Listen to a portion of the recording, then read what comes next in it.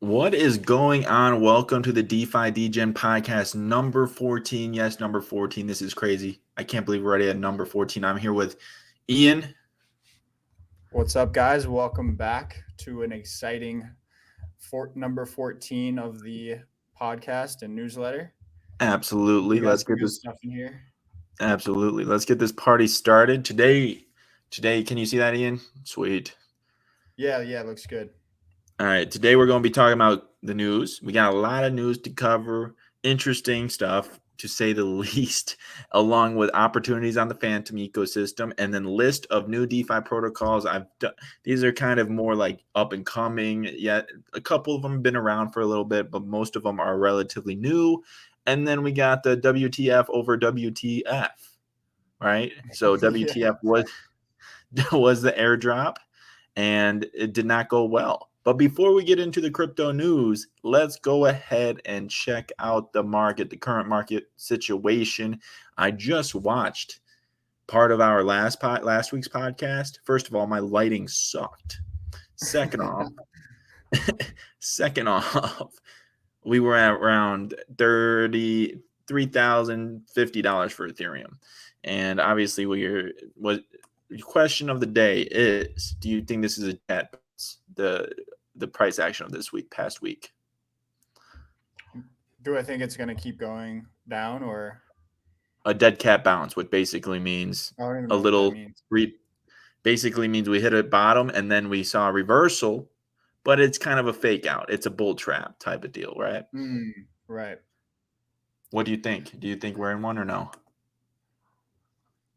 I don't know. I think I've heard a lot of people. I mean, you can never know who's right on Twitter. Obviously, there's so many thoughts going on, but I see a lot of sentiment that people are bullish from here on out, and that a lot of people's, kind of expected this to happen. So I don't know. I could see the market moving up from here, but again, I really have no idea predicting markets and that kind of thing. Yeah, So for sure. it's so No, tough. that is fair. I definitely think 2022 will be a year for fundamentals. I think TA. I think the hype is really cooling down in the market. I think less and less retail money is going to be entering. And I think the real fundamentals are going to show throughout 2022. One reason why I said this is a kind of important price action specifically for Ethereum. Why? Because we saw it's $3,000 level, right? If we break below $3,000, that's not good. As long as we stay above $3,000 and we go retest all-time high from here, it's still bullish, right? But I think a lot of people are not as bullish, including myself. I'm currently not as bullish on Ethereum as I once was. I'm still bullish, but not as bullish.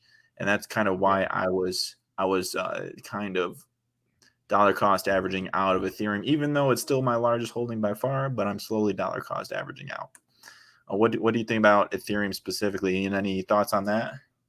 Oh man, yeah. I mean, someone sent me a meme the other day that was like it showed Vitalik and he was super old and it was like when Ethereum transaction costs are low or whatever. Right. And it just kind of shows you, especially in crypto, that 2 years to get the sharding for the transaction costs to be low is it feels like an eternity. There's going to be so many new applications built. It's going to be tough to keep the market share that they have right now. So Absolutely. That's what Absolutely. I think about Any other projects you want to check out? I know we have the biggest losers and the biggest winners this week, but no other projects, especially right. not Time or Olympus. Yeah, we're not going to look at those. But Fantom's doing all right. Oh yeah, Fantom's been going crazy. I mean the ecosystem, the token hasn't seen quite as much. I mean, 23%. That's pretty significant. Right. Well, we'll talk about Fantom here in a second. You got a whole article on them, and we'll talk about that. But let's jump right into the news and see what's going on in the crypto space entirely. We added this nice little crypto recap of news articles that or just news events that we don't touch upon, and we link you guys to other articles. Just Yahoo Finance, whatever, right? So that's what we did here. bunch of things. Walmart to launch NFTs, Rio de Janeiro to buy crypto, Twitter to integrate crypto wallets. I'm super excited about that. Fidelity Canada adds Bitcoin exposure. FTX launches $2 billion crypto fund. Jack creates a Bitcoin legal defense fund. And then Iran to allow Bitcoin international payments. Anything that sparks your interest out of that list? Well, Ian? I really like that we're doing this, because even just reading the headlines can be helpful. So, for example, you're reading through this, you see, oh, FTX is launching a $2 billion crypto fund. You could say, okay, maybe I'll reach out to some analysts on the crypto fund. You can get in touch with them, see what kind of portfolio companies they're looking at, maybe even get a recommendation to work at one of them. So it can spark all these different things. So I think that's really cool. Um, kind of surprising how truly integrated Jack is into Bitcoin. Like he's a true believer, and that's where he's spending all his energy and like most of his energy and focus. So Absolutely. I totally agree with you. I was not thinking about how looking at FTX and seeing how I can get a job there. But other than that, I agree with you. Like that's Ian's train of thought right there. Oh, $2 billion. Let's see if I can get a job there. That's I Absolutely. like. I mean, that's a good way of thinking. But anyways, moving on to more interesting news. A model raised $4 million by minting 1,100 NFTs of her. She minted these Friday, right? Friday. Today's Monday. So 3 days. She made about $3.5–4 million, and we can go check it out. I think this might be the open sea collection. Okay, so Okay. sitting at 1.8 ETH, the floor was as high as 5 Ethereum, and as you can see, it's a bunch of just like scandalous clad, whatever you want to call it. It's just a Yeah. girl in clothes. It's not that bad actually. It's like No. no, it's just a girl in clothes. And it's got all of the it's got all like the crypto Right. lingo. Need this to launch soon, like very soon. Every day I wake up and check if SoCal has launched. What? Okay, we're not going to look at these. But if you want to get your own, I would advise you not to and go, I don't know, buy Dingle token. Just kidding. Don't do that. But I saw this NFT project where this guy literally just uploaded pictures of his face. Like he was just at his computer sitting down, and it's had millions of in terms of volume traded. So right. that's on What do you think? OpenSea too. What do you think about this idea? I upload pictures of ice cream cones, and then I'm like, hey, if you have this NFT, you get free ice cream for the season. Oh my gosh. I mean, yeah. I mean, I guess that would only be worth it for people that are in your area, but I could see that popping off. Right, but people, oh, I will stop in, but they're in California and they never do. So you don't have to actually give Yes, them any ice exactly. cream. That's genius, Well, man. dude, if they buy an NFT, I would give them ice cream. It's not a big deal.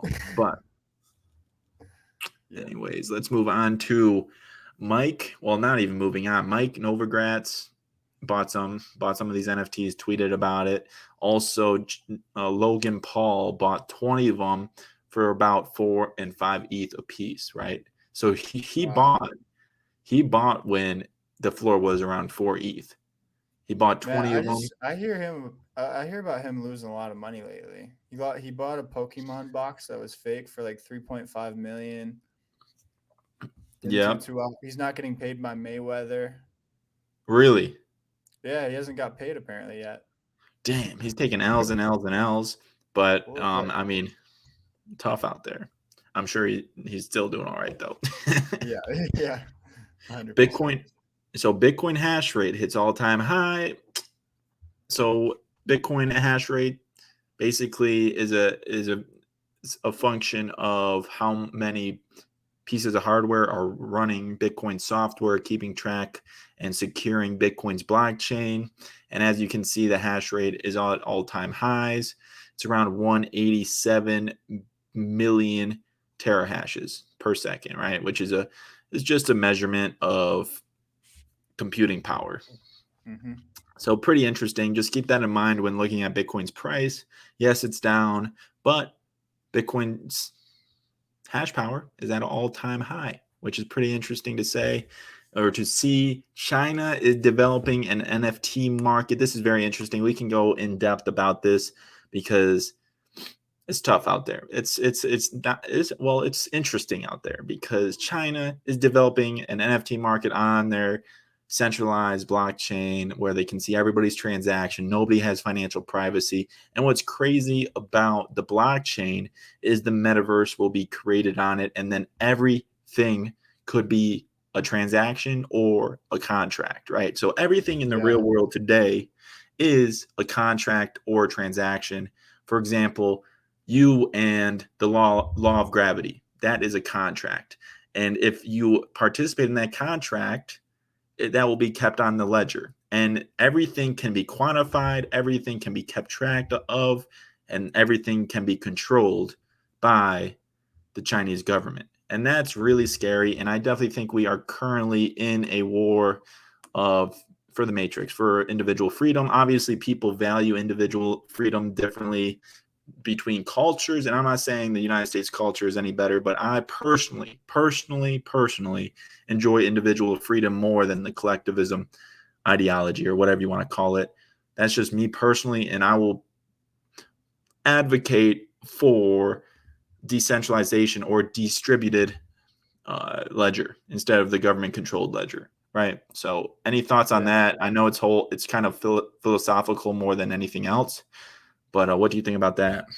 I think it's really interesting how the same technology that allows for decentralization is also the same technology that allows for easy surveillance and like tracking literally everything of a centralized entity. Like it's really interesting how it's the same technology. Blockchain can promote decentralization or complete authoritarianism based on the way it's structured. But I mean, I can totally I see this coming to the US somewhat in terms of not government control, but ticketing and textbooks and stuff like that. So it looks like they're doing that, and China has like a very digital based economy already, like very cashless economy. So it makes sense that they're going to market with this a little bit sooner. But I think this might be interesting to take a look at, and maybe not in the same form, but we can see like, okay, this might be partly what the future looks like in the United States, minus the government control and authoritarianism and stuff like that. Hopefully. I really appreciate that perspective. The opposites of complete authoritarianism or complete liberation of tyranny. Like it's so strange how that's the same technology can be used for both, and whether that you think, it's strange, man. And that, I think that was a great point. I didn't think about it that way, and that blew my mind a little bit. Scary, but also exciting. Anyways, let's move on to the biggest gainers: Oasis Network, Secret, AnySwap, and Metis. Have you seen any of these? Have you looked into any of these? I really I mean, AnySwap. I think I've used their protocol just as like a potential airdrop. Okay. But the other ones I haven't really heard much about. I think I've heard about Secret too, but I forget what they do actually. So Metis is another. So if you go to Beefy Finance, Metis is another network on Beefy Finance. Oh, okay. They're another layer one. Yes. Wow. And Secret is also, I think Oasis is a layer one. Secret is also a layer one, or I think it's a protocol that allows financial privacy. I don't know exactly the mechanisms behind it, and I don't know if that's right at all. But in the back of my brain, I feel like I remember Secret being financial privacy, and it all makes sense. But at the same time, who knows, right? So big gainers, big losers this week. A lot of consolidation. Definitely the type of market action that is just surrounding consolidation. Big gainers, big losers, and the big boys are consolidating. Anyways, let's move on to Fantom, because Fantom has been one of the ecosystems kind of exploding. Ian, do you want to talk about this? Yeah, for sure. I mean, We talked about whale watching last week, where we had these huge wallets with over 100 million in assets, and a lot of them had assets on Fantom, and their TVL has actually like I maybe 5x'd in the last 3 months, right? It's at like 7.6 billion, has 115 protocols on it, which is pretty significant. And what's really cool about Fantom is that you have like, your OG protocols like Curve, Yearn, Beefy Finance, like really, really cool protocols because it's EVM compatible. But you also have Fantom native protocols that are really cool. And there's a ton of yield farming opportunities. So I think that's what I want to highlight right now because I think that's what a lot of people are so excited about is really the really high APYs that you can get. So if you in this market cycle, hopefully you've accumulated a good percentage of a stable coin pool, kind of taking profits on the way up. And so there's some uh, interesting pools that you can get into that are only stable coin exposure. Um, and so the first one, if you go back to the email real quick, first one I want to talk about is so it's actually Curve, right? You can provide liquidity to the 3 pool V2 Curve on Curve Finance, and then you can take those LP tokens and earn spell rewards, and that's because Abracadabra is really trying to incentivize a ton of liquidity for MIM, which is their stable coin. So they're giving a ton away in spell rewards. So you can earn 10% plus the trading fees that you're getting from Curve, and you can either hold spell if you believe in the project, or you can sell it and just get your USD based return, or you can even deposit it as collateral and borrow more MIM if you really wanted to do that. So Right. there's a lot of options there. The second one is uh, Do Kwon, who created UST. That's his main product. And Danielle, they have a pool on Beethoven X, which is kind of just a yield aggregator, kind of similar to Beefy Finance, but on Fantom.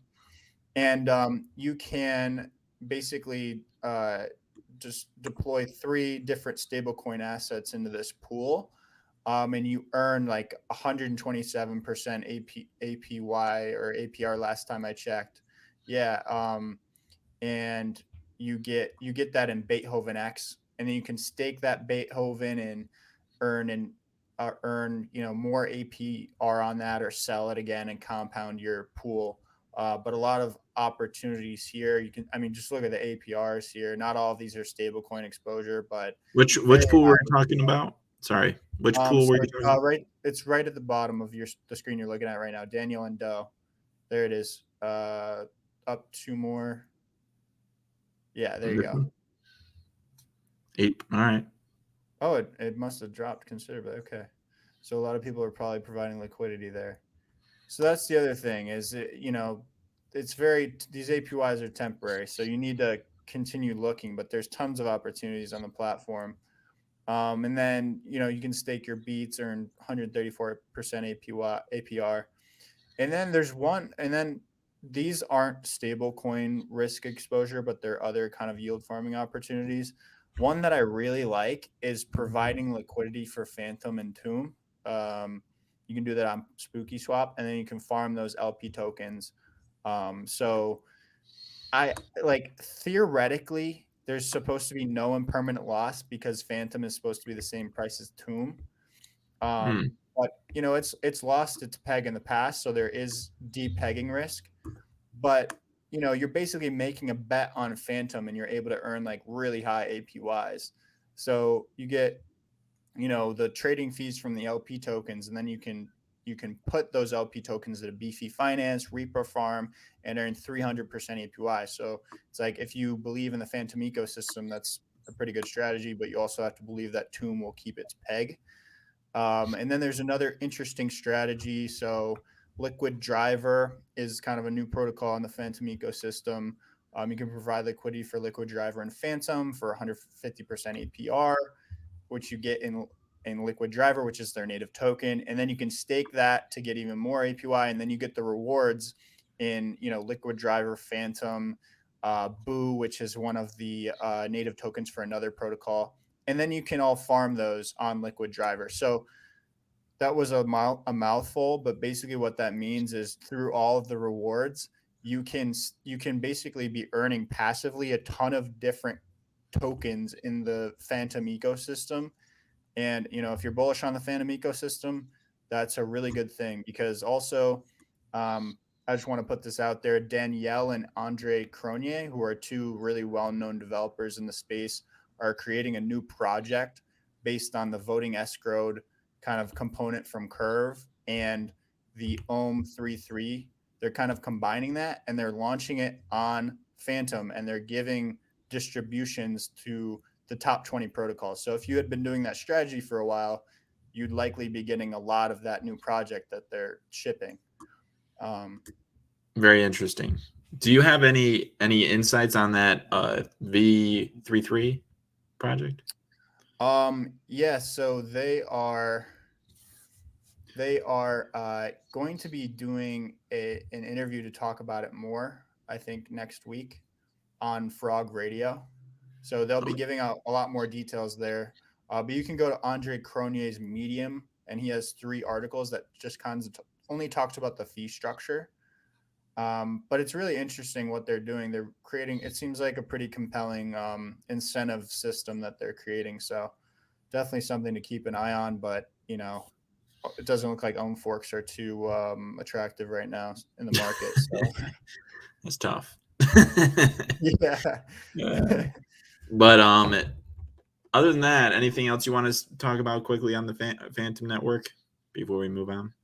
No, that's pretty much it. Definitely keep your eyes on Fantom, and the yields are probably going to go away as more people pile into them. So take advantage, and make sure that you look at the risk return and everything. Yeah, that's all I have to say there. Alrighty, some good reads if you want to read it, and then list of new DeFi protocols worth a look. So I did some digging. I mean, it basically what I do. This is my research process. Is basically I go on Twitter, and then I follow a bunch of DeFi people, and then they sometimes talk about a project, right? They talk about a project. They might retweet one of their tweets. They might tag them or something. I follow them, and then I look at the protocol over the course of maybe a couple of weeks or whatever, right? So that's my process. And I basically looked through my following, and who was I following? Because I do this to a bunch of random projects, and some of them are even crap just because I just follow them because somebody I relatively respect tweeted about them just once upon a time, right? So that's what I do. And basically, I just went through who did I follow recently? I followed Dopebacks. I followed Premia. I followed Jones DAO, Diria Protocol, Euler Finance, Mobius, Platypus, and then a bunch of NFT marketplaces and liquidity ownership stuff. So first one's derivatives. Dopex is pretty dope. You can earn 90% APR on your Ethereum. Yes, it's basically market making for derivatives markets or option markets. So you're taking on risk. If there's high volatility one way or the other, you might get not liquidated, but you might have to pay out some contracts, right? So people pay a premium for a call or a put. That premium normally, depending on the volatility of the market, goes to the market maker, depending on a lot of things. But if that contract executes heavily in the money, you might even lose some of your principal, right? So it's definitely riskier and more things to consider, right? It's not just fees earned on an exchange or something like to that degree. It's definitely more to consider. Same with Premia is another on the Arbitrum network, another derivative protocol. Jones DAO is options manager. So if you necessarily did not want to manage your options, Jones DAO is coming out with a options. It's kind of like Ribbon Finance, to my understanding. It's not live yet, so it's yet to be seen. It sounds pretty similar to Ribbon Finance. Diri Protocol, perpetual futures and everlasting options. So there's usually an expiration date for options, and it sounds like you can buy a everlasting option, right? So it probably would mean you have to pay a premium every so often or something to that degree, or your principal. We'll see. I did not look into this protocol too much, just very briefly. They did have a lot of total value move. Let's take a look at DeFi Llama quickly. And another Yeah, cool thing. Go ahead. I was just gonna say I've heard a lot of good things about Dairy Protocol. I'm not sure if that's how you say it, but I've heard a lot of good things. I think it was grouped in with a lot of the DeFi 2.0 projects. Mm. And options protocols, derivatives protocols have been popping off even with the market correction. I think people are realizing that in the traditional finance market, derivatives are a much larger market than the underlying assets. So Right. Derivative markets are going to be huge, and they're going to be composable. Everything like what I said about the Chinese blockchain, right?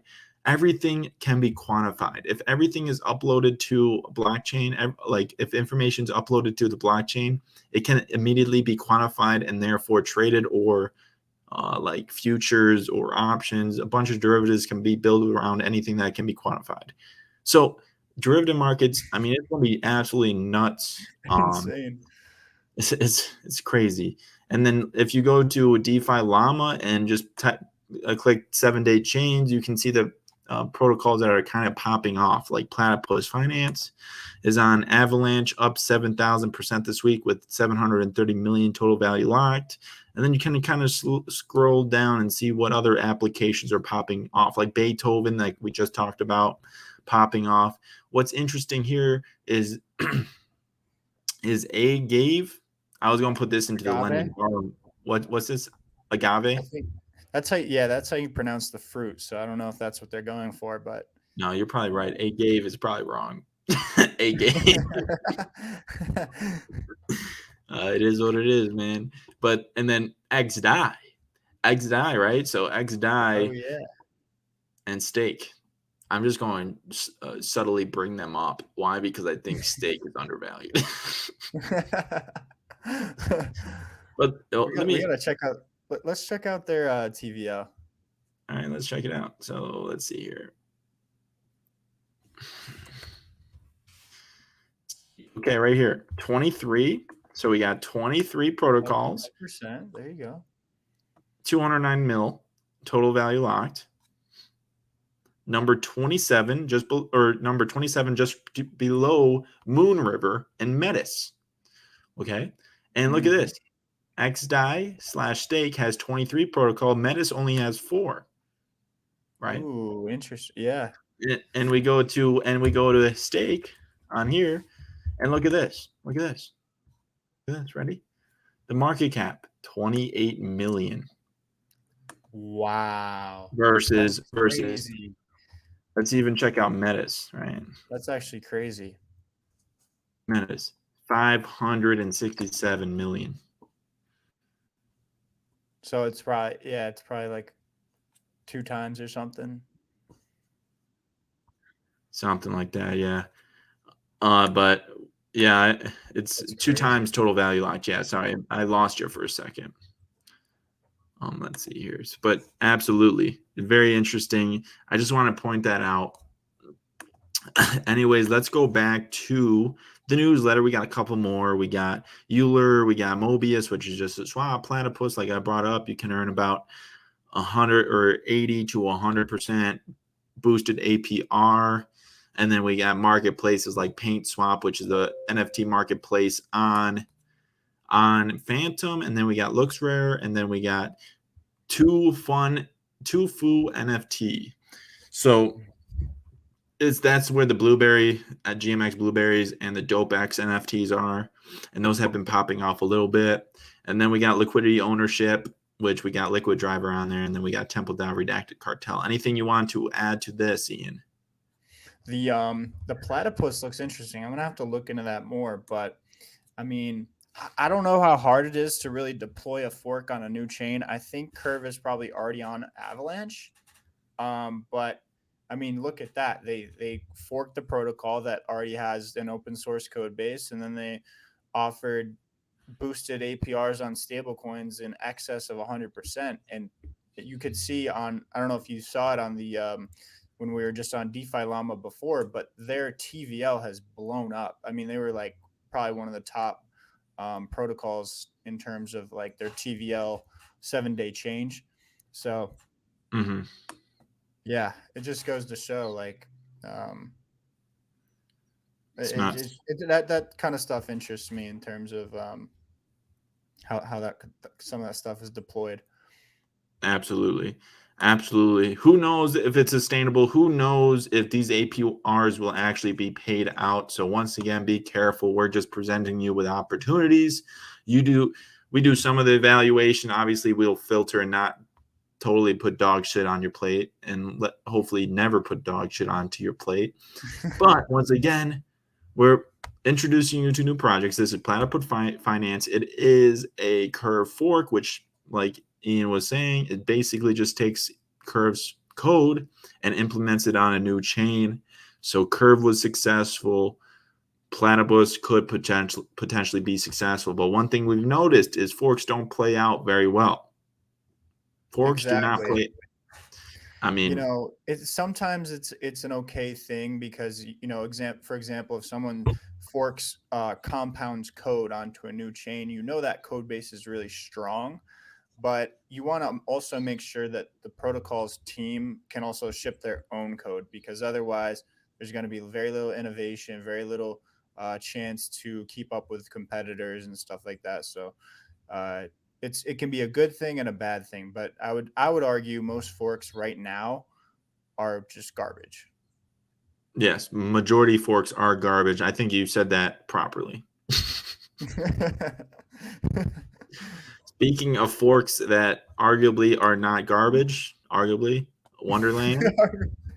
Yeah, that's an interesting case study, right? So Wonderland has flipped Ohm in terms of market cap, Correct. and Ohm was the original. So I think that's a testament to Daniel Siesta's community. Honestly, he's a very strong What the? Frog Nation community. Okay, speak on this, Um, Ian. Look at this market cap. Can we speak on this, please? yeah, so I think here coin there's something up with CoinGecko's API, because Danielle always talks about how they get the market cap wrong. So at one point it was like number 300, and I was like, wait, why is it so low? And then it jumped back up here. So yeah, I guess Interesting. there's some disconnect there, and they just fixed Interesting. it. All right, well, let's move on to Loop Rings, another big loser. Internet Computer, minus 25%. And then Olympus Dow, minus 50% this week. And I honestly could not tell you why. Do you have anything to share on that, Ian? I think people are starting to realize that a free floating rebase token with with only buybacks at one DAI per backing, I think people have realized that, maybe. And also, it's the world reserve currency, or trying to be the world reserve currency. It's a pretty long way off. So I think all of that is kind of contributing to it. But Right, I can't really point to any specific event that caused it. right. I definitely think Olympus Dow has a place in its market, but I definitely think it was original, which means people speculate and overvaluate, and I think that's what happened with Olympus and possibly even Wonderland. I think they kind of worked off of each other. Obviously, Wonderland has a place in a vision of Daniels, which obviously maybe is even overvalued as well. Who knows, right? Only time will tell. Maybe it's undervalued significantly, but also who knows? And let's move on to WTF, because I feel like that's the entire conversation today was what the hell, who knows, right? So, Right. Yeah. but So anyway, yeah, go ahead, Ian. no, yeah, this is more of a news type of article. So I'm sure a lot of people have heard of it. Uh, what the fuck? WTF fees, and basically, this was a website where you could go to, you could connect your wallet, and you could see how much gas you've spent on Ethereum in the past. Um, and I had used it because I saw you use it originally, actually. Um, and it's pretty cool.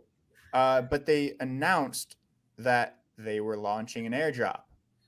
So, that's pretty cool. Okay. Like, we just saw SOS launch an airdrop for OpenSea users, even though it wasn't part of the protocol. So I was kind of interested in this, and the launch did not go well at all. So basically, I was kind of surprised when I went to go claim as well. They didn't really announce this before the airdrop went live, but the platform charges you 0.01 ETH to claim the airdrop. And for a lot of people, that was much more than the airdrop was worth. So you would be losing money by claiming it.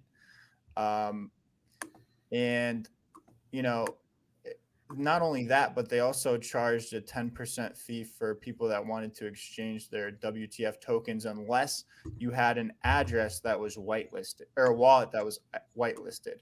So that just kind of shows you they want to move their WTF around without any costs incurred, but they're kind of incurring a 10% fee on other people. It just kind of seemed like they were trying to extract as much value from the users as they possibly could. And a lot of people pointed to the fact that it's literally just a free application. They just connect to Etherscan's API and they calculate how much gas your wallet is spent and then multiply it by Ethereum's current price.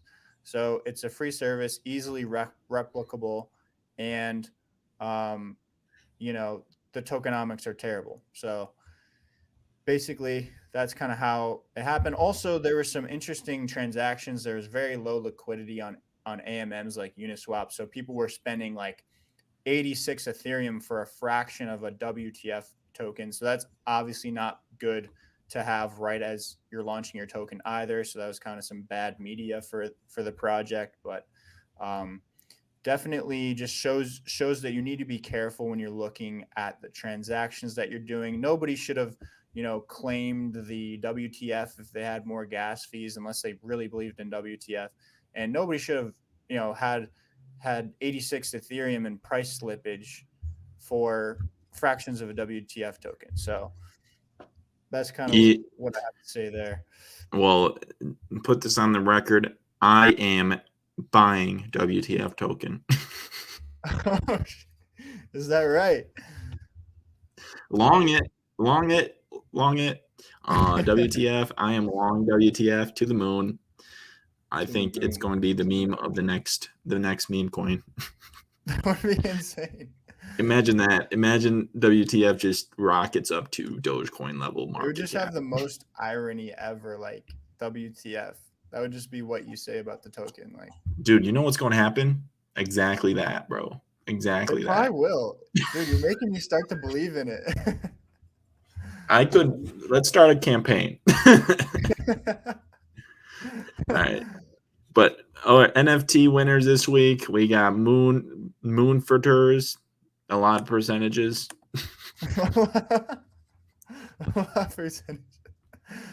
It's just up it's 2.399. I'm sure it was at maybe 0.01 mint or something. It's weird as hell. A group of monsters with a unique philosophy in the world of NFT, blah, blah, blah. Different combination of cosmetic elements. Very unique. I haven't heard that before. All right. And then Crypto Skulls. Let's check this out. Okay. Guess what the floor of Crypto Skulls is before it loads? I don't know. Good guess. It's 3 ETH. 3 ETH. That's... Gary launched an NFT that has been popping. Fish Club. Fish Club. There's a Fly Fish. There was a restaurant in New York City, right? Yeah, that's what it's about. It's gonna freaking buy one, bro. It's only $6,12, $18,000, bro. I was gonna buy it when it was 10,000, but damn, I didn't. Bro. Yeah, look at these. I mean, look at the picture. It's beautiful. It is beautiful. I would pay $100,000. Exactly. Man, all I gotta say is we are in an NFT. I don't know. I don't know. I want interest rates to be raised. I'm sick of everybody being millionaires.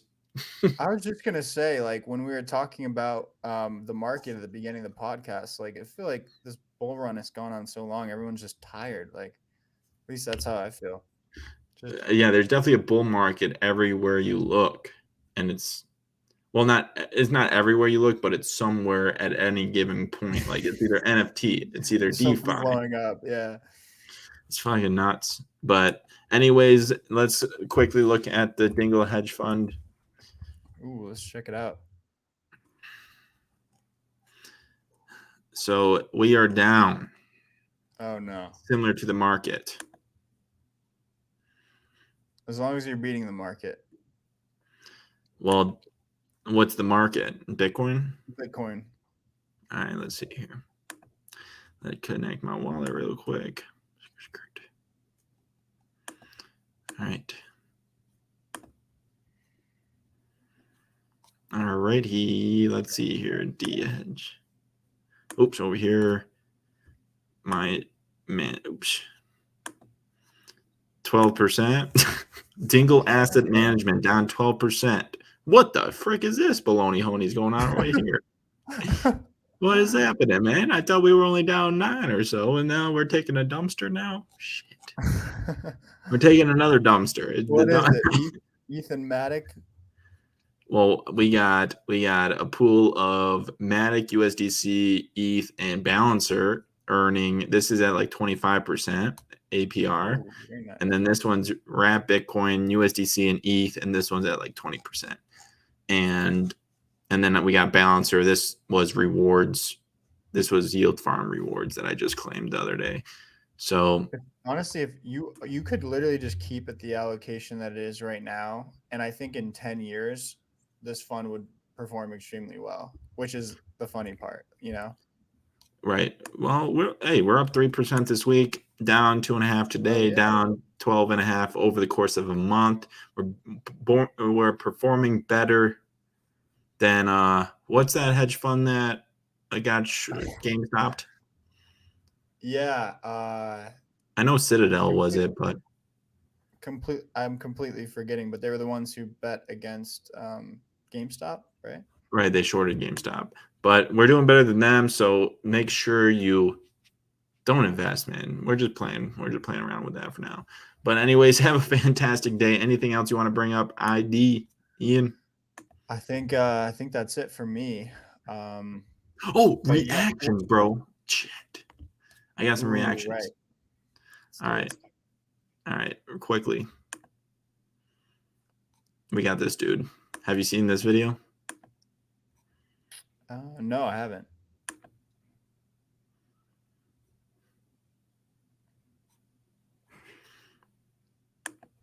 Beautiful.